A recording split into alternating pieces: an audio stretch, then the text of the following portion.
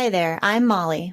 And I'm Jamie, and this is our From the Pasture with Hired Hand podcast. For 15 years now, we've been proudly helping breeders promote hundreds of thousands of pedigree livestock with our easy-to-use animal management-driven website software. And let's not forget about Hired Hand Live, where over $1 million worth of livestock is sold online each year. We're excited to bring you market trends, sales data, advice from your fellow breeders, and stories from the ranch. Our software makes managing your website and your animals a breeze, so you can focus on what you love. So let us handle your digital chores while you tune in to another episode of From the Pasture with Hired Hand.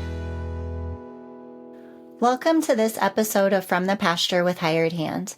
Today we're visiting the beautiful pastures of SanXela Farms in Palestine, Texas, home to a growing herd of registered Texas Longhorns. Owned by Alex Reeves and his partner Sandi, this ranch is dedicated to preserving the rich legacy of these remarkable animals. I'm your host, Molly Clubb, and I'm excited to take you on another journey into the world of Texas Longhorns and the breeders who care for them. All right, well, thank you both for joining me today. Thank you for having us. Thank you. Why don't you start just by telling our listeners a little bit about each of yourselves and about your farm? You want to go first? Okay, yes. So I am Sandi, or Sandra, very much known as Sandi. I 59-year-old, just trying to figure out farming as part of my passion and of where I want to be when I retire. So this is a journey of preparing to get there. I've been a farmer, a rancher now since, I'd say, officially 2021. Just enjoy being here. My daytime job is a project manager, so I work from home for a defense contractor, and so it just works out so far. Over to you, Alex. I am Alex, and I am a 20-plus year railroader. I work for Union Pacific Railroad, and I'm a third-generation railroader. And I guess I would be a third generation farmer, but I haven't really farmed. I used to come to the farm in the summer. I live in Los Angeles. I farm in Texas. Well, I raise cattle in Texas. And that's about it. Like she said, we're just preparing for retirement. And we pretty much packed our parachute and jumped off the cliff. Was it scary? Yes. Yes. We're still falling. That's a good way to put it. I like that. At least you acknowledge that it's a process. Yes. Oh my goodness. Yes. So what do you feel like first planted those seeds? What made you sit and think, okay, when I retire, this is what I want to do? Oh, that's going back to our origin story. We met for dinner one night. And we were rekindling. We went to high school together. And we would only see each other at reunions. And we only had maybe 2 reunions. So it was 10, 15-year spans. And she asked me a question. And she said, what would you be doing if you weren't here? And I quickly, without hesitation, I said, I'd be on a farm. And she got this jaw-dropping look, and I'm like, what's wrong? Did I say something wrong? She was like, me too. I'm like, get out of here. You know, cut it out. And 5 things led to another, and we're here now. That's awesome. So did I understand correctly, Alex, that are you still splitting your time though? You still have to go out to Los Angeles, but your ranch is in Texas? Yes. I come on my off days, put hay out, and fly back home.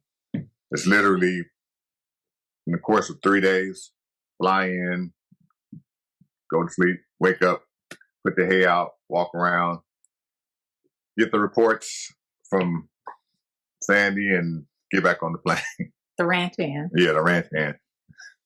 So tell me a little bit about kind of how that influences where you're at now with your herd, like the size of herd you have, the decisions that you've made so far with which animals you've added. I imagine that kind of not being fully retired yet and having to manage some of those time constraints and travel constraints is playing a role with the program currently. I'll start and I'll let Sandi finish. Okay, go ahead. Basically, when they get out of hand, that's when she turns into an accountant. That's when, well, this one has to go. This one needs to stay. This one's, so that's when when they get out of hand. Herd size, we started with 4 and now we have 13. 12. And, she's always asking, what's the stop number? I can never give her the number. Yeah, so being a numbers cruncher and having a degree in finance and management and an MBA. So yes, I'm looking at the math that I've learned from watching webinars, and that is how many cows per acre, like really what can you maintain healthy wise. And so I'm constantly like, hey, what are we going to do? What are we going to do? And oh, don't worry about it. We'll figure it out. Well, in the meantime, time is passing. So we do have 14 acres, but the acreage that the cows can roam on is really 6 acres. So 6 good acres that they can roam on. And so we were challenged with the fencing, just trying to keep them maintained and fed. And the things that I challenge him with is, okay, well, we have so much food. We have 1 roll of hay. The more cows we have, the less number of days that hay is going to last. And that means that your travel time is going to increase. So just doing the math like that is where I'm really pushing, like, okay, we know the ones that can produce and the ones that can't produce. The more time we just hang on and not minimize our herd so that we can get ready for the next herd, the more cost is happening. The cows are curious. They're going to, when they're looking for food, they're going to look and turn over every stone. So of course, there's maintenance. The maintenance cost goes up. So it's just those kind of things that I'd like to be able to get more on a routine. So that aligns with his schedule. And I feel like the only way we're going to be able to do that is maybe minimize our herd so that we can control and predict some of these things that align with our schedule and our costs at the time right now. So that's probably the biggest challenge right now. It sounds like a lot to balance for sure. A lot of planning that would have to go into it.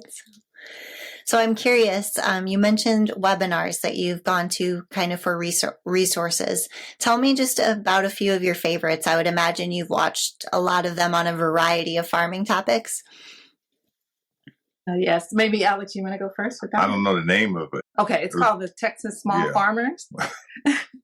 And it's really a small group, and they'll do webinars, just basic questions. And I'm always asking some of the same questions. And there's a lot of resources. There's the Heritage Foundation, I think.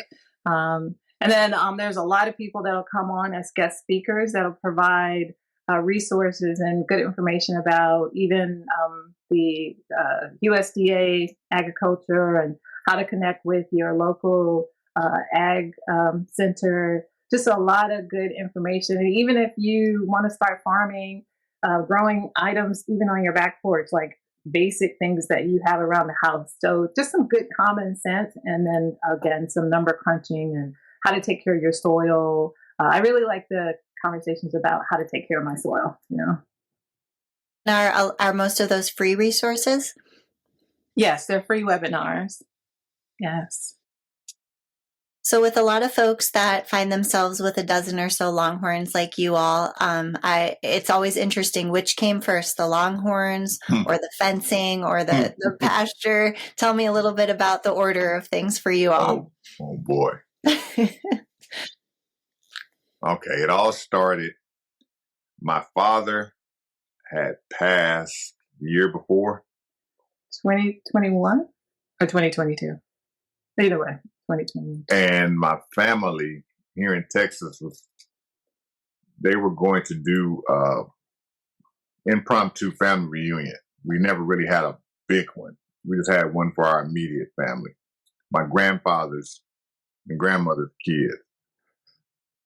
And I was all over the place mentally, but I wanted to do something to bring the family together. We have a lot of younger cousins, middle school, and well, now we have elementary school. And I wanted to bring them on into the farming because I've inherited a bigger parcel of land that my grandfather used to farm. So we've always raised Angus beef. And I was like, I kind of wanted to be more splashier. I liked F1s. I liked the Tiger Stripes. I wanted to do something flashier. And the Longhorn just fell out the sky.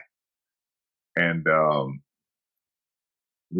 purchased one and bought 3 more on the way from the purchase, and had them delivered in hopes of, look what we have for everybody to help with, the younger kids, feeding hay and looking at them and looking after them and what have you. And it didn't work out. So we had to move them to our 14 acres and go solo. So that's what led here. So what didn't work out? Were they intimidated? Were they overwhelmed? The family participation, and like we already had Angus. And I wasn't thinking my bull versus the Angus bull versus the crossbreeding. I wasn't thinking at all. And so that was the main part that didn't work. And I felt I was just going to leave them down there and care for them remotely, as opposed to seeing that they need more care than just the way Angus roamed. And so that was one learning hurdle, and that began the whole track meet of hurdles for the learning curve once we brought them back here. Yes, which is a good segue into the fencing. So they get here to the 14 acres, which was really cool. They had fencing, but it was not Longhorn proof. The bull, no. Well, no. They were escape artists. That's not true. That's not how it happened. Okay, go ahead. We have a creek that runs through our property, and it has about a 12-foot drop. We actually thought that 12-foot drop would keep them from going across to our other parcel that's across the creek. And out of the 4 that we bought, 1 was already pregnant. And at first, we didn't have any fencing between our parcel and the creek. And they stayed here because we fed them. And come closer to birthing time, and we had left. Right, we were both in California, coming back and forth, and we just left the cows. And I'm like, hey, what about the fencing? Oh, they'll be fine. They won't go anywhere. Okay. So, because I figured they should have known, because we have deer trails. So we have cameras set up, and it went from three cows, 2 cows, to the 1 pregnant cow. And it seemed like she went up to the camera and said, hey, everybody's gone and I'm leaving tonight. And then everybody was gone. And we kind of figured, like, well, maybe they're just off sight of the camera. They were gone. They went down into the creek and they took off. And so we heard them, flew back, and I had to find them. I had to literally find them, and I couldn't find them. And that took about a week. Yeah, that was a funny and sad moment, because like he was like a little kid who lost his toy in the sandbox, right? You're like, I can't believe it. So he just went all day just looking, knocking on doors, and came back and like, anything? He's like, no. So here we are out in the country. Can you imagine, on an older mobile home with a wooden porch and a tin roof, and he's in a rocking chair in his overalls and his white t-shirt, just looking as sad, and sad music playing, everything. And I'm like, oh my goodness. And he was like literally about to cry, like, where are they at? So the next day he got up and he went down the creek and he followed the trail and found them. I think you found, you couldn't find them. What happened was, I went about 1.5 miles away, and it was one more house. I just pulled over, and when I asked them, I was like, have you seen my cows? And the lady went in the house and brought a photo album out. And I'm like, what is this woman doing? And she comes out with a old-fashioned photo album, and she shows me some pictures. She said, do they look like these? And I'm like, yeah, those are my cows. She had took pictures of the cows, went into town, got them developed, and put them in her photo album. Because she liked the way they looked in her front yard, because they were grazing in her front yard. And so that gave me a clue if I was in the vicinity, even though at that time I was still way off. They were already impounded by then. And my neighbor said, well, you might as well call the sheriff. And I'm like, okay. So I went to the sheriff, and the sheriff was like, yeah, we got him, and you got to bail him out. I didn't understand that part. I didn't understand that they get confiscated like that. So I had to bail them out, and they had all of them except the pregnant one. They said she was the hardest to get, and she's our matriarch. So she was still out there. Mm-hmm. That's the one that I went tracking in the woods and following fresh cow poop and putting cubes out, and then I found her on a hill. She was staring at me like, what? And had a fresh calf under her. So that was that story. I got them back. Now we still didn't have fencing. No, we still didn't. We kept them in our front pen, and the cowboy that wrestled them, the three, introduced me to a fence guy, and then he came and put the fence up. So that led to the fencing, and they've been home ever since. Well, they've been home ever since for like maybe a year and a half. And then the bull turned out to be, a bull. He was doing what nature told him to do. The bull turned into a jumper. So he jumped, and we have a neighbor. We're on a cul-de-sac, and we had a neighbor a couple doors down who also has about, 10 or 12 cows. And so the bulls were going head to head, and it was a moment that I was able to capture on video, but it was a very scary moment when I'm trying to wrangle the bull after maybe like 5 or 6 times of getting out, like, come on home. His name was Outlaw, come on home. So he's head to head on the fence with the neighbor's bull, and I'm in the truck beeping at him, and he just got really upset, turned around and tried to flip the truck with his long horns. And I'm like, that was an adventure. And then I have the sheriffs. The sheriffs were scared to get out the car. Right. They wouldn't get out the car. I'm on the phone in California, and she's on WhatsApp trying to video show me what's going on. It was crazy. So that was definitely a learning lesson of fencing. And at the same time, we were trying to get the fencing that we did have. We put him in a corral that we got built, and he jumped out of that corral while they were building it. And then the cowboy said, you know what, good fences make good neighbors, but he's not going to stop. And so I didn't believe him. I went to his grandmother, who owns the feed store, to talk to her, and she immediately said, get rid of him. She said, he's not going to change. So we had to sell him. And that was our first heartbreak, because he was really pretty much a puppy dog. She could literally, he would get out, and we'd get a call, your bull's out, and she would go drive around and find him, honk the horn in the truck and tell him, get back home like a dog, and he would come trotting back home. And yeah. So that's where we're at. And, and the funny thing about it is, when that summer, when he was in July of 2023, all over the place, When he finally left, about 6, 7, 9 months later, and in the spring of next year, 2024, we were like, oh, hey, we got a calf. Oh, it's a bull. Hey, okay, well, we got one. And then he comes down another 2 or 3 weeks later. It's like, we got another one. Then we got another one. So Yeah. one of the calves that he got, the first one that we didn't think that he was going to get, her name was Lucky. So she was our second calf.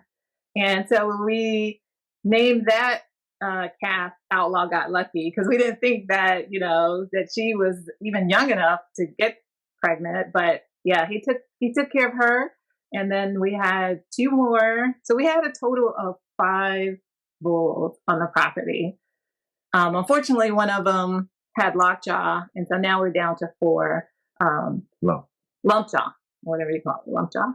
And so now we're down to 4. And so, yes, out of the 12, we have 4 bulls. We have some decisions to make. So those are our challenges right now. Well, what are some other lessons that you've learned along the way? I feel like you guys could have some more stories to tell, I think. Well, yeah, this would be the longest podcast you ever had. And what I've learned, and she's extremely great with this, is planning it out. I started with my heart instead of my mind. And if I had to do it over again, the planning, one would be buy a trailer. So that's a big purchase. I bought a tractor instead of buying a trailer. Fencing. I would say those numbers.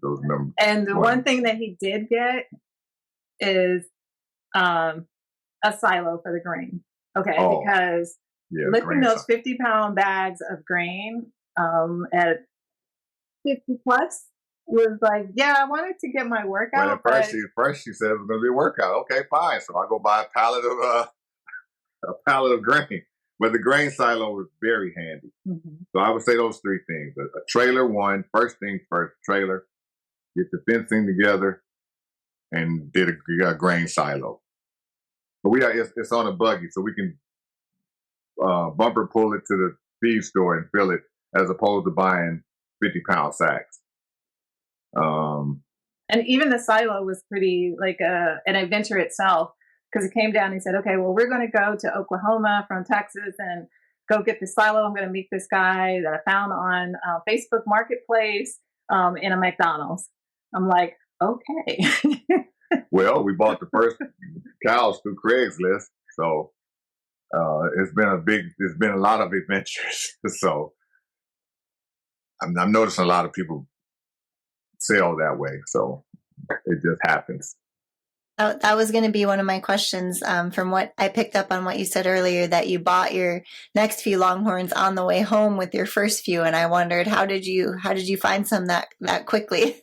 Well, we bought the first one. Well, I saw the ad in Los Angeles. I called him, asked him if he still had the cow. He said, yeah. I said, okay, I want to buy it. I'm going to fly in, come purchase it. And he said, okay, well, I'll deliver it. Then, as I got closer to flying out, I called him back to see if we were still on, and he didn't answer. I'd already bought the plane ticket, so now I I had my nephew call him, and he picks up. So I grabbed the phone and said, hey, this is me, Alex. I was calling about the loan. He said, oh. I said, why you didn't pick up? I just called you. He said, oh, I blocked your number because I thought you were a scammer because of my area code. I said, okay, understand. I said, I'm on my way. We'll be there. And we flew in, drove to go get the cow, go purchase the cow. And as we were leaving, he calls me on the phone. He says, hey, I got 3 more if you want. I hadn't seen those. He sent me some pictures while I was driving. And that's how I ended up buying the other 3. I got them from the same breeder. And he had me on the hook because I already bought one. So kind of glad I did it that way. But then again, would I have done that again? Knowing what I know now, I probably would have bought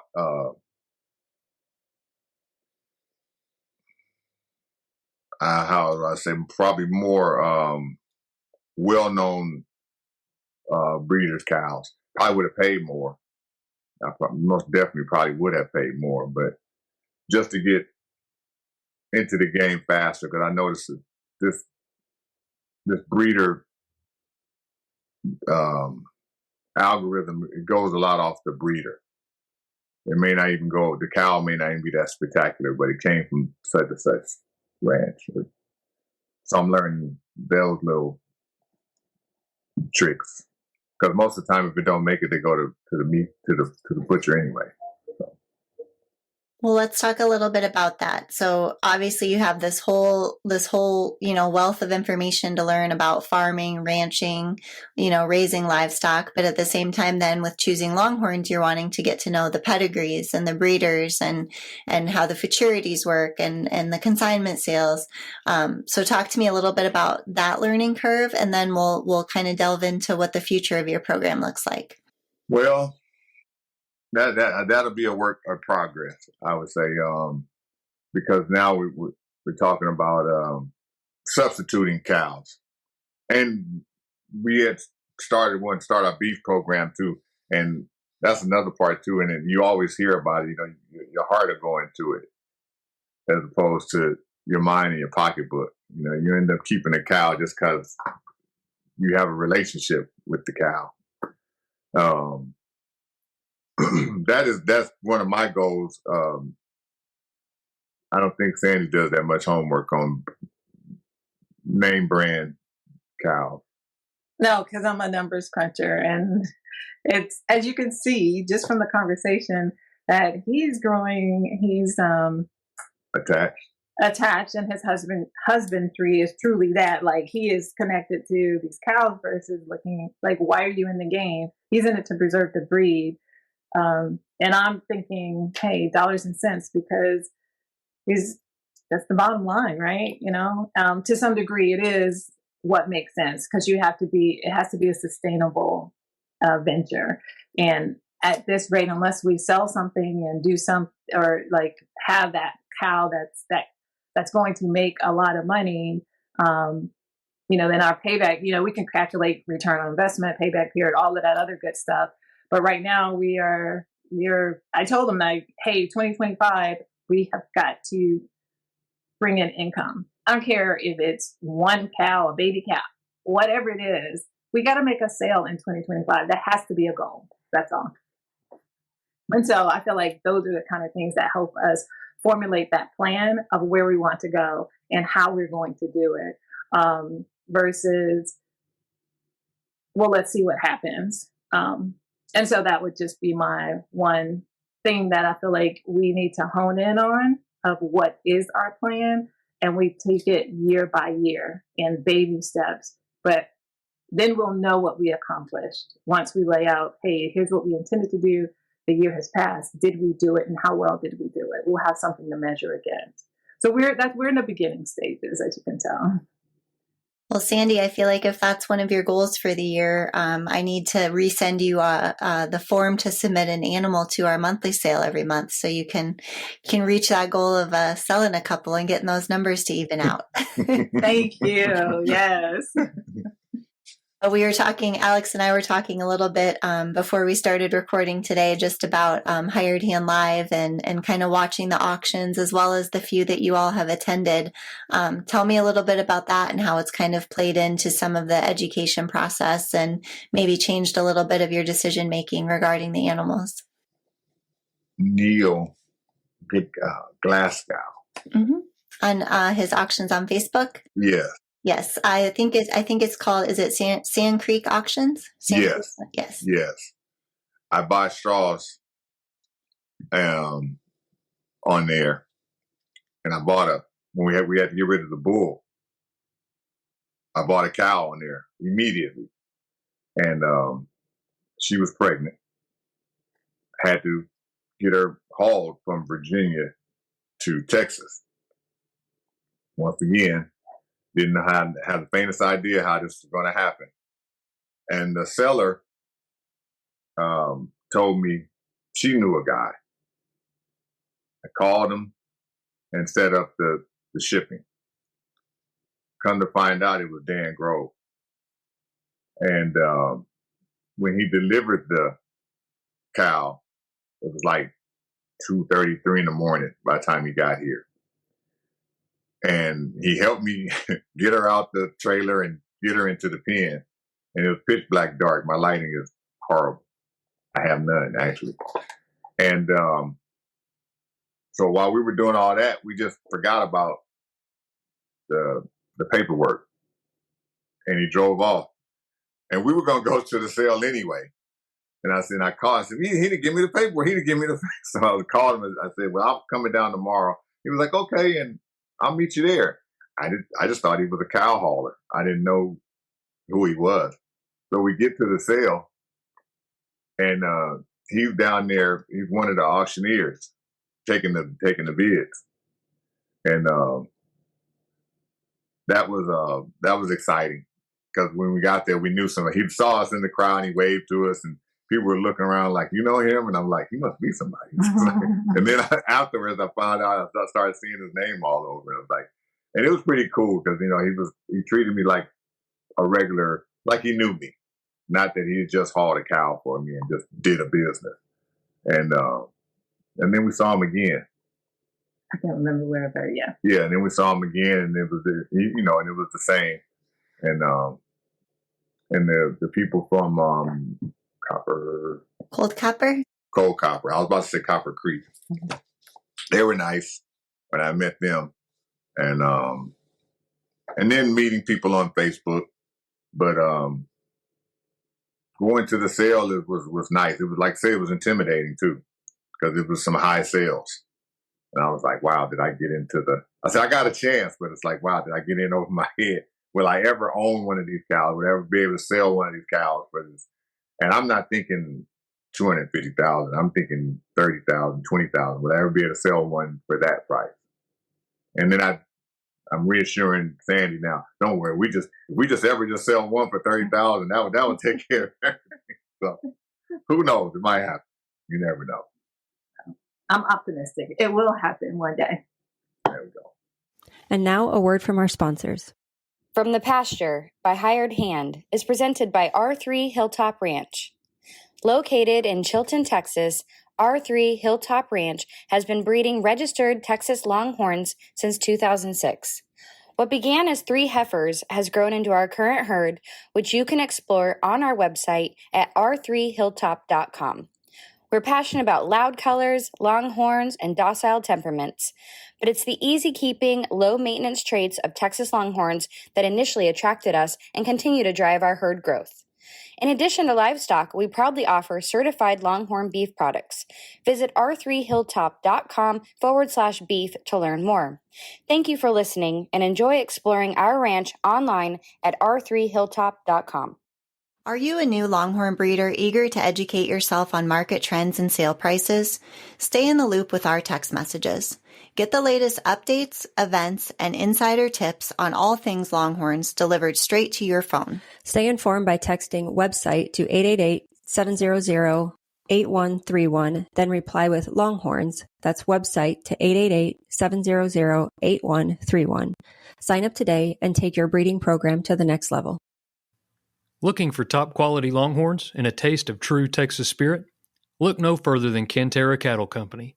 Our passion for Longhorns shines at Old Gringo Ranch, where tradition meets excellence. Visit us online at CanteraCattleCompany.com and follow us on Facebook, Instagram, and TikTok for the latest updates and ranch life fun. Ready to experience it yourself? Schedule your visit by emailing CanteraCattle@gmail.com. Remember, God is great, Longhorns are good, and life is crazy. Do you sometimes feel like you're the only one who doesn't have it all figured out? Rural life can be isolating, but it doesn't have to be. Welcome to Ag's Most Okayest Farm Girls, the podcast for women who are craving connection, laughter, solidarity, camaraderie, and just overall encouragement in your everyday life and dreams. Each week, your hosts, Annalise, that's me, and Courtney will cover topics such as farm life, mom life, making money online, side hustles, hobbies, sharing on social media, jobs off the farm, and so much more. Us rural gals need to stick together, so saddle up for some fun, real, and unsolicited advice and stories from our everyday farm lives. Grab a drink, we're Ag's Most Okayest Farm Girls, and we're here to help. Listen wherever you find podcasts. Planning a live auction and want to reach more buyers? Hired Hand Live brings the power of the internet to your event, allowing bidders from anywhere to participate in real time. We specialize in integrating online bidding seamlessly with your live auction, ensuring that no one misses out. Your livestock plus our technical expertise equals one successful auction. Let Hired Hand Live help you expand your reach and maximize your results. Visit hiredhandlive.com to learn more. Well, I know you talked about kind of just your goal for the year when it comes to the bookkeeping and everything, but about how many years until you're fully retired, and then you're going to be able to be even kind of more aggressive or put even more time into it. Does the plan change at all once that happens, or talk to me a little bit about that process? I would say yes. Our beef production would definitely be ramped up because I worry about outages as far with the freezers and power outages, storing the meat. I wouldn't want to lose a whole cow because I wasn't here and the power went out for 3 days. So I'm looking at about maybe 3 to 4 years. If I find a job here in Texas, I might just stay forever. That's my plan. Her numbers are probably similar. Similar, like I said, 2025 revenue, it's something coming in. Even ideas of beef, with our beef production, now is the time to plan it out, i.e. even if we are, retailers, we find someone that's wholesaling, and at least we start tasting and finding out what beef tastes like for Longhorns versus non-Longhorns. So we start that demand for our product so that when we're ready to take a cow to the butcher, we will have a following, and we can transition. I feel like we can transition. So just I feel like just leading up to it while we have a chance to learn that, and that is for me, it's I'd say 0 to 5 year plan. If something great happens tomorrow, then hey, I'd retire tomorrow and use my project management skills here on the farm, which I have been doing. But to be able to manage my own contracts versus government multi-million-dollar contracts, I'd love to be able to do that here and apply all those skill sets. So yes, for sure, 5 years, might be sooner. That's the goal, is to start revenue sooner. Full time would be just really managing and even having staff as needed and growing the farm, being able to utilize some of the 400 acres or the 100 acres that he also has that he's going to start the hay production in. So we have the opportunities there to do some really good things. That's what I'm looking forward to. Well, that was going to be one of my next questions. I'm glad you brought up the hay production. So I remember when I first spoke with you all on the phone, you were very clear that the farms aspect wasn't just the Longhorns. You kind of had this vision overall for everything you wanted to do. So talk to me a little bit about what, there's the hay production. You can tell me more about that. And then are there any other breeds that are going to be coming in, or any other crops that you're going to raise to really round out that whole farm experience? Sandi's been experimenting with different plants, vegetables. She actually just grew 2 white sweet potatoes the other day. She's coming to grips with how to be in tune with, I'll say, with nature, with and she wants to do it. What's the word? Green. Organic. So she's fighting with insects. She's fighting with birds. Of course, she's fighting with our cows. So we're trying to get past that. With our hay production, we're trying to see if it's worth it. I do a lot of talking that I do with a lot of people that that are hay producers, some say it's just cheaper to buy it than to farm it. But I have a lot of acreage, and I figured, how hard is it to grow grass? Of course, you got the baling equipment and all of that. I think that might be cheaper than buying hay, because when hay prices go up, now I'm at the mercy of the hay price. And we went through one drought where it was up to $90 a roll, and that hurt. We want to introduce chickens, as far as chicken meat and eggs, not just because eggs are going crazy right now, but got to do something with them. And I don't know if she would want any other animals. We don't want goats. No, I mean, when I'm here full time, maybe animals that complement the soil, i.e., whether it's a few rabbits and to be able to use their droppings and things like that. The other thing is I do have, and I have had a hemp license since 2019. I want to be able to grow the industrial hemp and utilize it in various ways. But again, it goes back to fencing. Just keeping the deer out and keeping the cows out. So our buddy here is going to make sure we get a new fence. Okay. No pressure. No pressure. Yeah, no pressure. Well, do you all want to talk pedigrees at all? I kind of feel like maybe with the stage that your program's at and your future goals, maybe you're not quite ready to kind of share where you're going to be going with your bloodlines and everything yet. But is there anything you do want to share with our listeners about what you're going to be watching for this year, or what bloodlines you're wanting to add into your program? Well, we have a lot of Jamaicanism in our bloodline. We bought some straws from Neil, from Mike and Kara Spinner. And we have the TR Make It Rain. We just had a heifer calf born from that straw. And like just watching the trends to see, I don't know if I want to be trendy or not, because the trends, then they get diluted.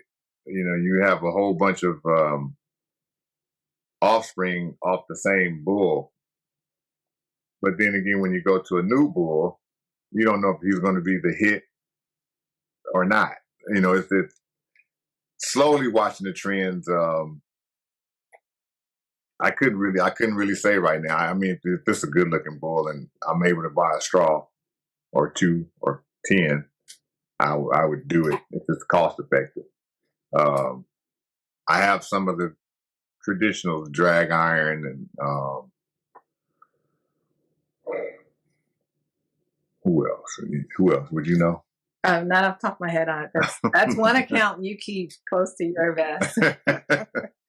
Well, I wondered, because you mentioned that, part of the reason you got into Longhorns was their eye appeal, kind of. So the fact that you have Jamaicanism and drag iron, those are some telltale signs of kind of what your tastes are with the brindles and the tiger stripes. So exactly. Yes. Stumbled upon Jamaicanism with our first, our matriarch cow. She was bred by his son. And when the owner started name dropping, I could keep up, because I had been on Facebook and joined the clubs and stuff like that. So, yeah, I don't know. Hopefully one day, if we could, I don't know, have our own bull. I don't know if I'll be buying it from Daryl Dickerson, or maybe one of ours just shows up one day. But that is another one of my conversations with Sandi. It's a long game. None of this happens overnight. And but I'm also learning confirmation and seeing, is it worth going the long run with this particular bull or this particular cow? So that's a learning process too. Well, you've mentioned a couple of times that you purchased some straws. Are you doing the AI work yourself, or do you have someone locally that you're trusting with that? I go to Champion Genetics, but I have taken the course to do it myself, but I haven't purchased the tank. So instead of me messing up, I just take them down there.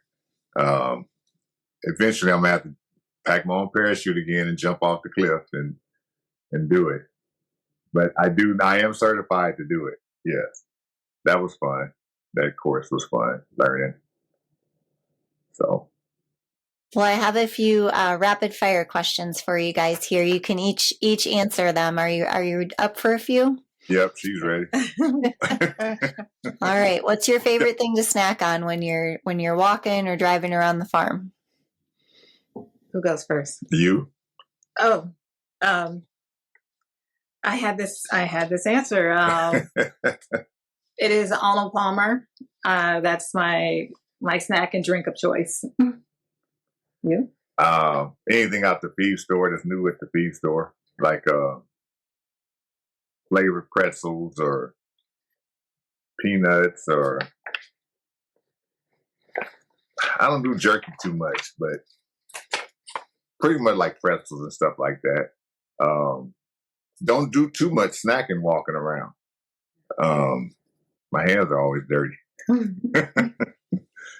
That's a good point. Maybe I need to rewrite that question to be when you're sitting on the porch watching them or something, right? What is your favorite farm tool? For me, it would be that red whip. Oh yeah, she has a whip. Yeah. My favorite tool would be my gloves. I guess you could call your gloves a tool. Yeah, my glove. See, now most folks that have mentioned that they purchased a tractor, their answer is their tractor. So I'm surprised with your answer. Well, we've done all kind of things before we got the tractor. As far as getting the hay off, we've tied strings to trees and just gunned it to rip the roll off. We've driven fast to roll it off the back. We've what else? Broke it down and just pitchfork, whatever. Then it was like, you know what? We need a tractor. And having the neighbor come and unload them down the way. Got tired of being a burden. We went and bought the tractor. But we pretty much don't use it for too much, but just moving hay around and picking up tree limbs.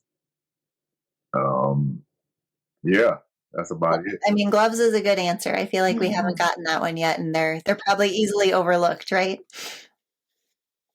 Yeah. What's one word to describe your herd? Family. Yes.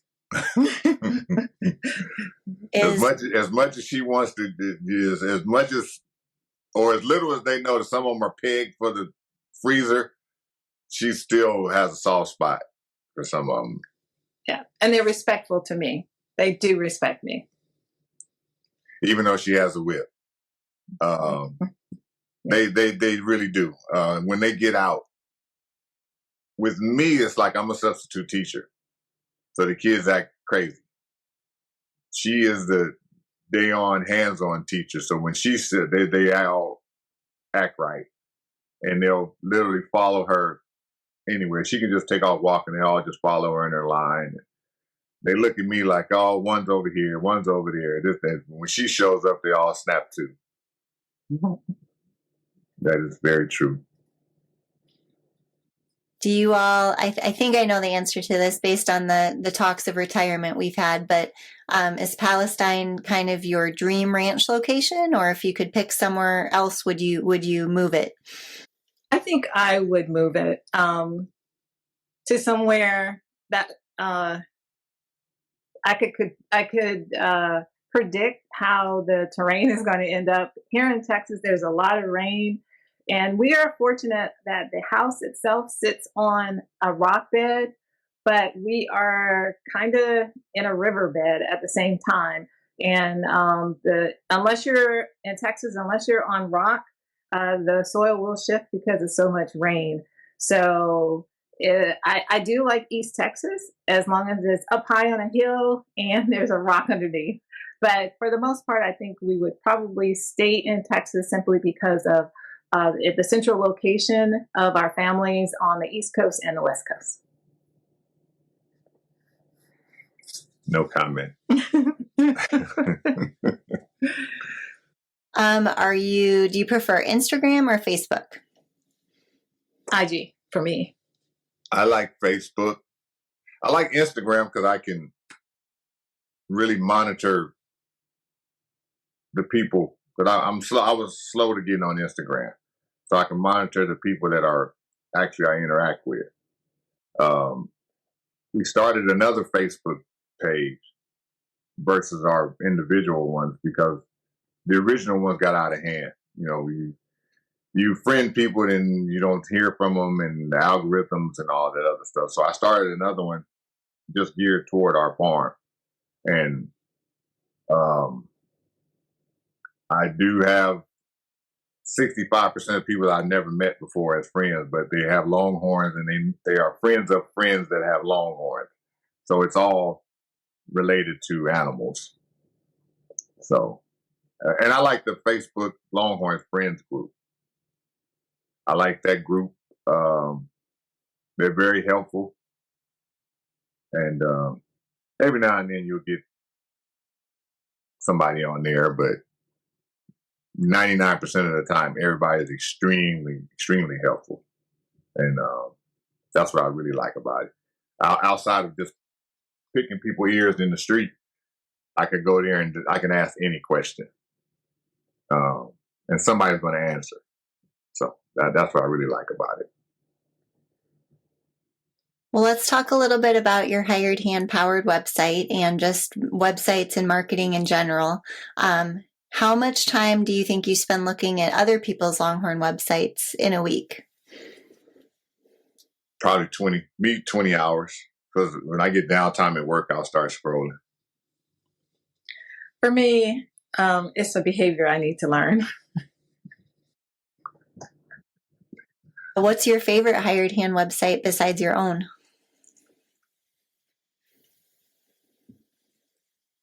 I don't have a favorite. I don't have a favorite because they don't update as fast as a post. Yeah, I don't have a favorite. I don't even think mine is the favorite. Mine is, I feel we need more work. Between the two of you, which one updates your own website the most? I do. Sandi has access, but she can't find it. So we'll be starting over with that, her access to, because she has the better pictures than I do. But being that I have a goal for 2025, my behavior is changing. I like to hear it. And Angie will get you hooked right back up. Don't worry, Sandi. Alex, do you have while you're in there making updates, do you have a favorite kind of tool or part of the site that you like the most? As far as on our website, Mm-hmm. What is that? The sale page? Yeah. The sale, even though it's under construction, we have a whole bunch of stuff to put on there. We just have to put it on there. And that's the sad part about us crying about we need to make money and we have all this stuff. We started making vanilla 3 years ago. Yeah. And haven't sold a bottle because we haven't put it on the site. So. And that's the other thing that I need to take the time to learn the site. So, for example, it doesn't have all the connections when you want to sell and, you purchase, someone wants to buy something, does it go directly to your bank account? Just understanding the mechanics behind the website itself. Once I understand that, then I'll know how to pump the link and, attach it to IG or anywhere else that I'm at and promote it. Well, we can definitely get you all hooked up with that information. They can do anything. They can do it all. Great. Well, I really appreciate you both taking the time to share your stories with us today. Is there anything that I haven't asked you that you feel is important for our listeners to hear about your farm or your animals or anything in general? I would say this is just, my parting words is that we are learning just like a lot of people learn things. We are self-taught. We're here, but we do have a passion. I am, I guess you could call it nurture nerd. But I would just say, give us some grace. We're getting there, but and we will strive for excellence. It just takes a little bit of time. And as we grow, we're definitely going to be customer oriented and make sure we sell a good, solid product. And our cows are well loved. So we're here. Thank you for allowing us to be on your podcast. Any parting words, Mr. Reeves? You said it. All right. Well, thank you both so much for taking the time, and I have a feeling we'll do a follow-up episode here in a year or two, and you'll have completely new success stories to tell, I'm sure. Yes, I appreciate it. Yes, we will. Right. Well, thank you so much. Thanks for joining us on From the Pasture with Hired Hand. We hope you enjoyed this visit to SanXela Farms and learned something new about the world of Texas Longhorns as well as sustainable farming. If you liked today's episode, don't forget to subscribe and leave a review. You can always explore more stories from the pasture by visiting our website or following us on social media. Until next time, remember to appreciate the pastures you roam and the traditions that make them special.